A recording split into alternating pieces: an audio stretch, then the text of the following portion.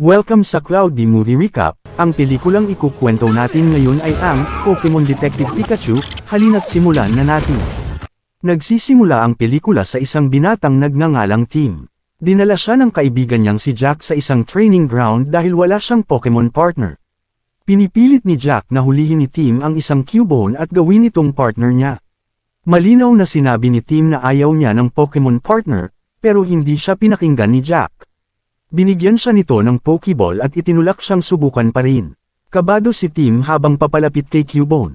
Natatakot siya pero inihagis niya ang Pokeball at nahuli niya ito. Ngunit hindi tinanggap ni Cubone si Tim. Nabuksan ang Pokeball at agad siyang inatake ni Cubone. Sa sandaling iyon, nakatanggap si Tim ng tawag mula sa pulisya. Ipinabatid sa kanya na naaksidente ang kanyang ama at hindi nakaligtas.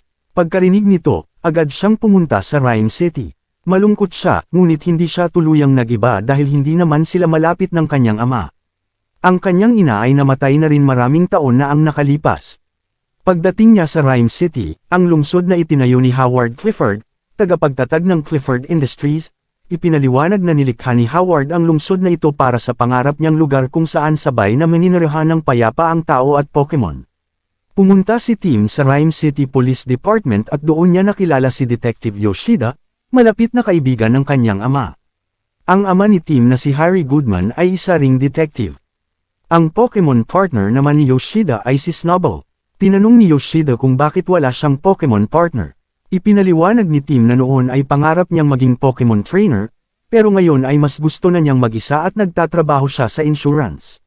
Sinabi ni Yoshida na mabuting tao ang ama ni Tim at hindi niya dapat isipin na mag-isa siya.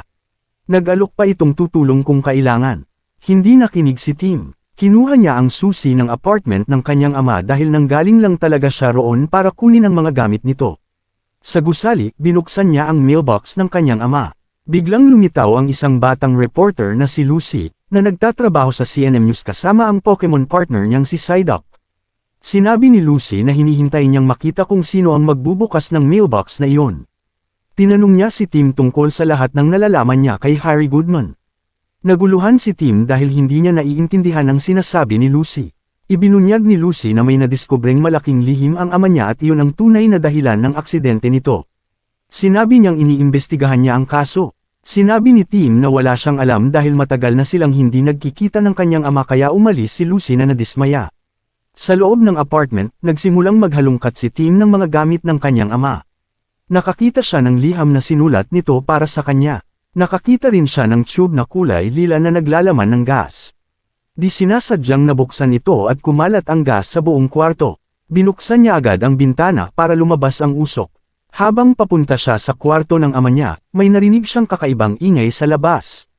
Pagtingin niya, may nakita siyang Pikachu, ang Pokemon partner ni Harry Goodman. Tinanong niya kung paano ito napunta roon at bigla na lang niyang napagtanto ang nakakagulat na bagay. Naiintindihan niya ang lahat ng sinasabi ni Pikachu. Tuwa si Pikachu pero sobrang gulat si Tim dahil normal na tao ay dapat pika-pika lang ang naririnig. Bago pa niya maproseso ang lahat, inatake sila ng grupo ng mga Wild Ipom. Dahil sa gas, naging agresibo ang mga Pokemon. Tumakbo sina Tim at Pikachu para iligtas ang sarili nila. Mabuti na lang at nawala rin ang epekto ng gas at bumalik sa normal ang mga Pokemon. Tumakbo si Tim papunta sa palengke at sinubukang kumbansihin ang mga tao na nakakapagsalita si Pikachu, pero walang naniwala. Akala ng lahat na babaliw siya. Doon niya napagtantong mag-isa na lang talaga siya. Sinabi ni Pikachu na siya ang dating partner ni Harry at gusto niyang hanapin ito. Ngunit sinabi ni Tim ang katotohanan, patay na ang kanyang ama. Lubhang nagulat si Pikachu at tumangging maniwala. Sinabi niyang kung talagang patay na si Harry, dapat patay na rin siya dahil hindi nabubuhay ang Pokemon kapag wala na ang partner nila. Isa pa, hanggang ngayon wala pa ring nakikitang katawan si Harry. Ayaw na ni Tim makipagtalo at aalis na sana pero pinigilan siya ni Pikachu. Sinabi nitong kailangan nila ang isa't isa kung gusto niyang malaman ang katotohanan. Sa huli pumayag si Tim. Bumalik sila sa apartment at nagsimulang maghanap ng ebidensya si Pikachu. Ipinakita niya kay Tim ang litrato ng isang babae na madalas lumalabas sa apartment. Sinabi ni Tim na yun ang kanyang ina na namatay noong siya ay 11 taong gulang pa lamang kaya tumira siya sa kanyang lola. Pareho silang nalungkot sa alaala. Kinabukasan, nagulat si Tim nang makita niyang winasak halos ni Pikachu ang apartment kakahanap ng ebidensya. Nakakita ulit sila ng Argas at naalala ni Tim si Lucy kaya pinuntahan nila ito. Samantala, nag-anunsyo si Howard Clifford at anak niyang si Roger tungkol sa pinakamalaking parada sa Rhyme City. Galit si Roger dahil ayaw niya sa Pokemon. Pumunta sina Tim at Pikachu sa opisina ni Lucy at ipinaliwanag ni Lucy na may impormanteng malapit sa daungan na maaaring may alam tungkol sa gas. Pumunta sila roon at nakatagpo si Mr. Mime. Nahuli nila ito pero nagsasalita lamang ito gamit ang imahinasyon kaya ginamitan ni Tim ng parehong taktika hanggang ituro nito ang Roundhouse, isang ilegal na Pokemon Battle Arena. Doon nila nakilala si Sebastian na nagalit kay Pikachu dahil minsan nitong nasaktan ang kanyang Charizard. Hinamon niya si Tim sa laban at pumayag ito. Ngunit tinurukan ni Sebastian ng Argas si Charizard kaya naging sobrang agresibo. Nakipaglaban si Pikachu pero wala siyang maalalang kapangyarihan at muntik na silang mamatay. Nakisali si Tim sa gitna kaya lalo pang lumala ang gulo at kumalat ang gas. Naging wild lahat ng Pokemon. Dumating ang pulis at inaresto ang lahat. Kaagad dinala si Tim kay Detective Yoshida. Sinubukan niyang kumbansihin itong buhay pa ang kanyang ama pero ipinakita sa kanya ang totoong footage ng aksidente. Doon napaniwala na rin si Tim na patay na nga ang kanyang ama at labis siyang nalungkot. Pinagaan ni Pikachu ang loob niya. Pagkatapos, dinala si Tim sa mansion ni Howard Clifford. Ibinunyag ni Howard na ang Argas ay likha mismo ng anak niyang si Roger na galit sa Pokemon. Ipinakita rin niya ang katotohanan, buhay pa si Harry. Sa hologram, nakita ni Tim na nakaligtas ang kanyang ama, kasama si Pikachu, pero dumating si Mewtwo. Tinanggal ni Mewtwo ang alaala ni Pikachu at dinukot si Harry. Sinabi ni Howard kay Tim na kung mahahanap niya si Mewtwo, mahahanap niya ang kanyang ama. Dahil dito, nagpas siyang kumilos si Tim at nagtungo kay Lucy sa isang cafe. Sinabi ni Lucy na nahack niya ang computer ni Roger gaya ng iminungkahi ni Tim. Mula sa mga datos, natuklasan niya ang isang lihim na Pokemon Research Lab. Nalaman din niya na isang linggo lang ang nakalipas, nagkaroon ng napakalaking insidente na sumira sa buong laboratorio. At sa gabing iyon mismo, nawala si Harry Goodman. Para malaman ang katotohanan, pumunta sina Tim, Pikachu, at Lucy sa laboratorio. Sa loob, nakita nila ang napakaraming Pokemon na nakakulong sa mga hola, lahat biktima ng malulupit na eksperimento.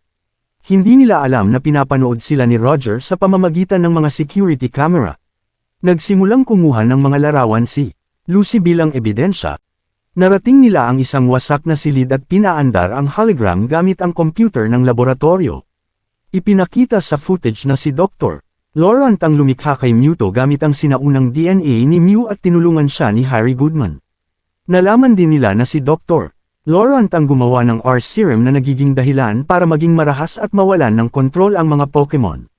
Gumawa si Laurent ng espesyal na mind control device para makontrol si Mewtwo, ngunit dahil sa short circuit, nakatakas si Mewtwo. Napatay niya si Dr. Laurent at naglaho. Nagsimulang maniwala si Pikachu na tinulungan ni Harry si Laurent at kinidnap ni Mewtwo si Harry bilang paghihiganti. Paglabas nila, nakita nila si Lucy na nahuli ng mga experimental Greninja na pinakawalan ni Roger. Nailigtas ni Tim si Lucy at nakatakas sila, pero patuloy silang hinahabol ng mga Greninja.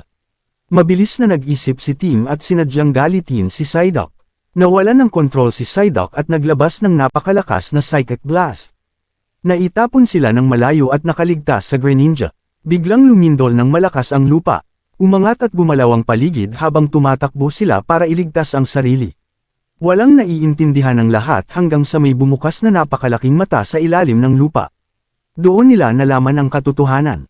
Hindi pala iyon gubat, isa pala itong Torterra Garden na pinalaki sa napakalaking sukat dahil sa eksperimento. Maya-maya, bumigay ang lupa at nahulog sila sa tubig.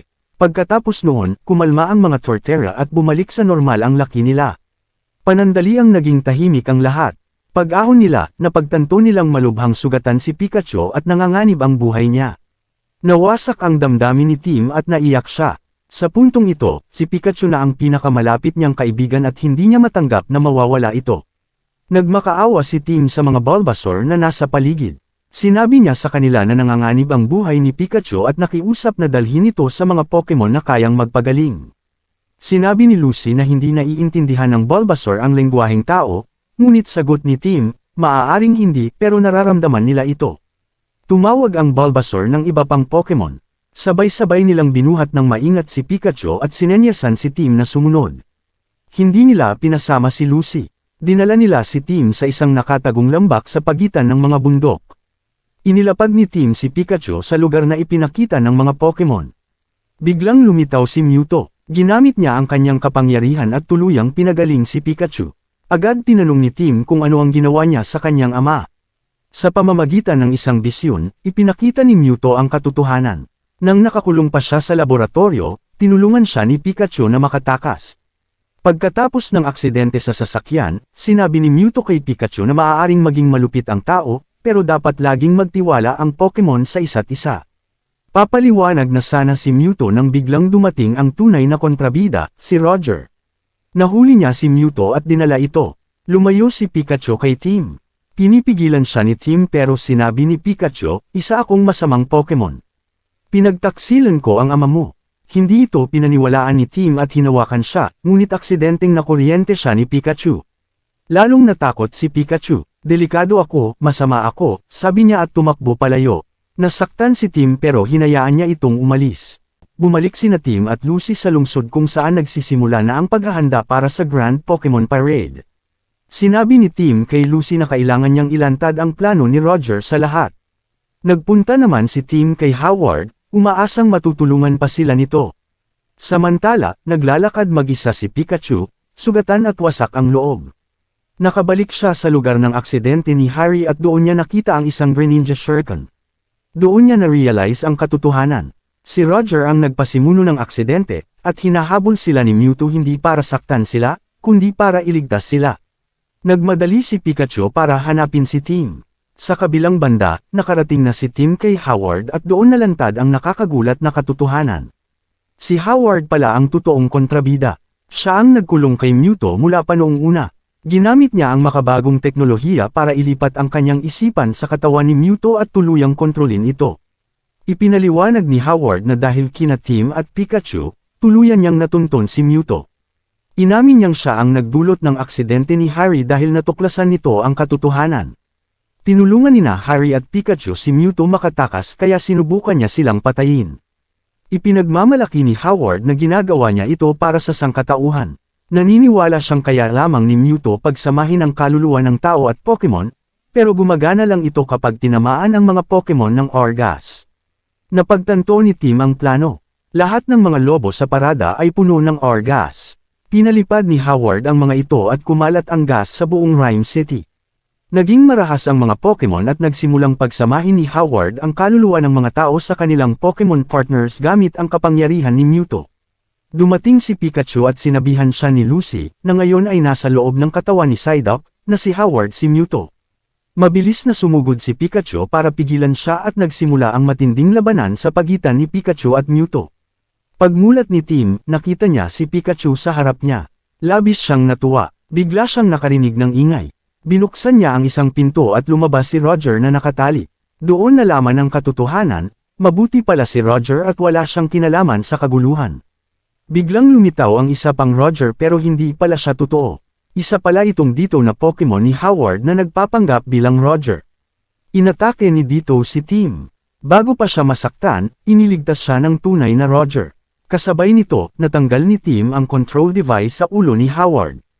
Bumalik si Mewtwo sa tunay nitong anyo at napilitang bumalik si Howard sa sariling katawan. Muntik nang mahulog si Pikachu pero nasadyap siya ni Mewtwo. Ginamit ni Mewtwo ang kapangyarihan niya para ibalik sa normal ang buong lungsod. Lahat ng kaluluwa ng tao ay bumalik sa kani-kanilang katawan at tuluyang naibalik ang kapayapaan. Inaresto si Howard. Masaya ang lahat. Dahil sa tapang ni Lucy, agad siyang na-promote ni Roger. Sa tuwa, inimbita niya si Tim na mag-dinner at halatang nagkakagustuhan na sila. Ngumiti si Tim, tunay na masaya. Lumapit si Mewtwo kay Tim at ibinunyag ang huling katotohanan. Ang ama niyang hinahanap niya, nasa tabi niya na mula pa noon. Ang kaluluwa ni Harry Goodman ay nasa loob ni Pikachu. Ipinaliwanag ni Mewtwo na dahil nakita niya ang kabutihan sa puso ni Harry, iniligtas niya ito sa pamamagitan ng paglilipat ng kaluluwa niya kay Pikachu upang mabuhay siya. Ginamit ni Mewtwo ang kapangyarihan niya sa huling pagkakataon at ibinalik si Harry sa pagiging tao. Kinabukasan, handa na sanang bumalik si Tim sa bahay ng kanyang lola. Nagpaalam si Harry, ngunit ngayon, napagtanto na ni Tim ang kanyang pagkakamali. Pinili niyang manatili kasama ng kanyang ama. Labis na natuwa si Harry, lalo na nang sabihin ni Tim na gusto na niyang maging detective tulad niya. Dito na nagtatapos ang pelikula. Salamat sa panunood, hanggang sa susunod na video.